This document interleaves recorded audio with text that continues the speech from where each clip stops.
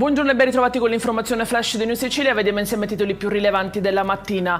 In apertura un grave incidente sul lavoro in un'officina meccanica di Palermo. 3 operai sono rimasti feriti mentre stavano installando un pistone meccanico su un camion quando dell'olio bollente gli è finito addosso. Uno di loro si trova adesso ricoverato in gravissime condizioni.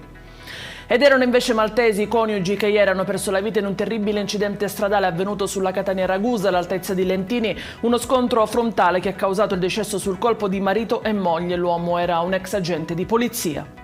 E rimaniamo in tema di incidenti stradali. Un altro sinistro nella notte a Bagheria, grave un ragazzo di 19 anni che si è scontrato con un'auto in via Palermo.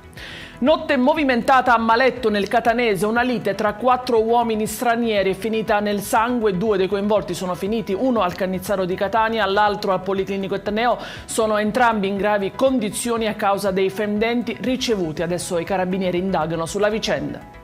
Una tragedia all'alba ha scosso la comunità di Raffadali. Un giovane di appena 20 anni, Giuseppe Vinti, ha perso la vita in un sinistro avvenuto a Montaperto, alle porte di Agrigento. Il ragazzo avrebbe perso il controllo dell'auto sulla quale viaggiava, finendo su un burrone. Ed è tutto per questa edizione. Vi ricordo come sempre che i dettagli su queste notizie e molte altre li trovate sul nostro sito www.newsicilia.it e sui nostri canali social. Grazie per averci seguito e a stasera.